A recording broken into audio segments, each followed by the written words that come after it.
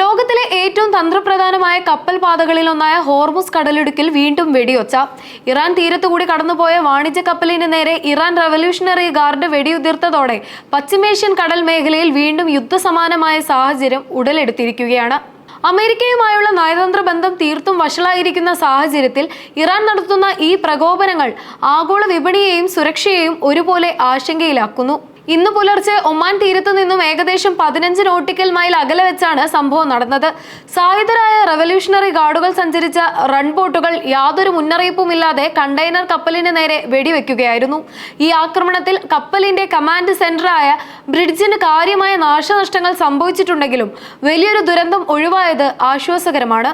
കപ്പലിലുണ്ടായിരുന്ന ജീവനക്കാരെല്ലാം സുരക്ഷിതരാണെന്നും ആർക്കും പരിക്കേറ്റിട്ടില്ലെന്നും UK maritime trade organisation ഔദ്യോഗികമായി സ്ഥിരീകരിച്ചു. കൂടാതെ വെടിവെപ്പിനെ തുടർന്ന് കപ്പലിൽ തീപിടുത്തമോ അപകടകരമായ രീതിയിലുള്ള എണ്ണച്ചോർച്ചയോ ഉണ്ടായിട്ടില്ല എന്നത് പരിസ്ഥിതി ആഘാതം കുറയ്ക്കാൻ സഹായിച്ചു.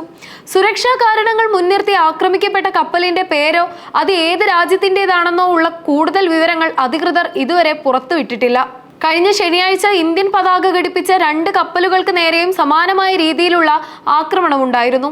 ഇന്ത്യൻ കപ്പലുകളെ തടയുകയും സൈന്യം വെടിയുതിർക്കുകയും ചെയ്ത സംഭവം നയതന്ത്ര തലത്തിൽ വലിയ പ്രതിഷേധങ്ങൾക്ക് കാരണമായിട്ടുണ്ട്. മിഡിൽ ഈസ്റ്റുമായുള്ള ഇന്ത്യയുടെ വ്യാപാര ബന്ധത്തെയും ഇന്ധന ഇറക്കുമതിയെയും ഈ സാഹചര്യം നേരിട്ട് ബാധിക്കും.